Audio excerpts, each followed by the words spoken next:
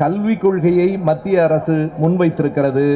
ஆனால் இந்த கல்விக் கொள்கையை தயாரித்த 5 4 கல்வியாளர்கள் இல்லை.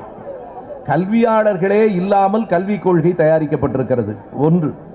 புதிய கல்விக் கொள்கை என்று சொல்கிறார்கள். இது பழைய குலக்கல்வி திட்டத்தை நகலெடுத்த கல்விக் கொள்கையாக இருக்கிறது. 2. சமூக முன்னேற்றத்துக்கான கல்விக் கொள்கை என்கிறார்கள்.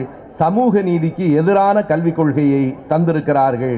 எனவே இந்த நாடு இதனை எதிர்க்க வேண்டும் என்கிற இந்த குரலை தலைவர் கலைஞர் அவர்களும் நம்முடைய ஆசிரியர் அவர்களும் முன்னெடுக்க தளபதி அவர்களே களத்திலே வந்து நின்றிருக்கிறார்.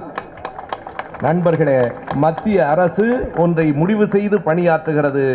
பண்பாட்டு தளத்திலே மாற்றங்களை ஏற்படுத்தினால்தான் அரசியல் தளத்திலே மாற்றங்களை உருவாக்க முடியும் என்று கருதுகிறது. அது முதல் அடியை குஜராத்திலே வாங்கி இருக்கிறது. நம்முடைய நாட்டு பத்திரிகைகள் அல்ல, நேற்றைக்கு முன்தினம் அமெரிக்காவிலே இருந்து வெளிவருகிற நியூயார்க் டைம்ஸ் அதனை மிக கடுமையாக கண்டித்து எழுதியிருக்கிறது.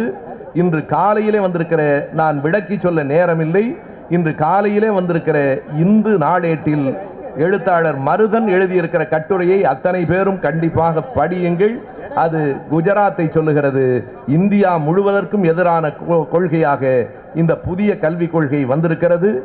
சமஸ்கிருதத்தை எதிர்த்தும் குலக்கல்வியை எதிர்த்தும் 50களிலும் 30களிலும் போராட்டத்தை தொடங்கிய திராவிட இயக்கம் மறுபடியும் இந்த மண்ணில் இன்னொரு போராட்டத்தை முன்னெடுக்க வேண்டி இருக்கிறது என்பதை இந்த கல்விக் கொள்கை உணர்த்துகிறது.